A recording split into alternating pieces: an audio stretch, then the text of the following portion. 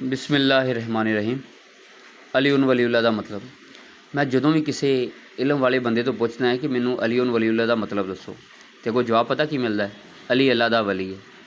मैं उन्होंने तर्जमा पुछना है अरबी कि तर्जमा दस, वो मैनू अरबी लफ्ज़ों का तर्जमा भी अरबी ही कर देंगे ने। मिसाल के तौर पर मैं पूछया सी तर्जमा अली उन वलीउल्लाह दा, उन्हें कहा अली अल्लाह दा वली है। अली भी उस तरह ही अरबी थले आ गया, वली भी उस तरह अरबी थले आ गया, अल्लाह भी अरबी थले आ गया। इस तरह ही सिर्फ अगर इजाफी लफ्ज़ इस्तेमाल होए ने तो का और है ही है।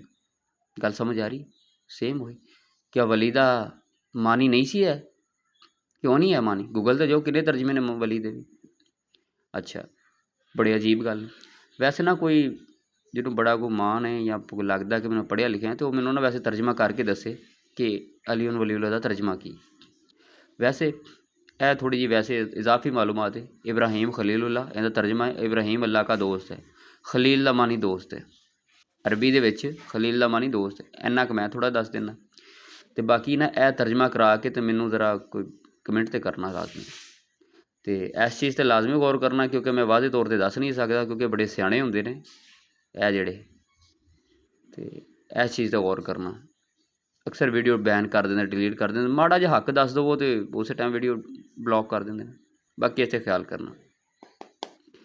तो इहदा तर्जमा लाजमी, लम्मियां चौड़ियां गल्लां नहीं, मैनू सिर्फ इन्ना कि तर्जमा चाहिए, इन्ना कि छोटा जिहा, मतलब बहुतियां तफसीरां च पैण दी लोड़ नहीं कि ऐ होएगा वो हो जाएगा।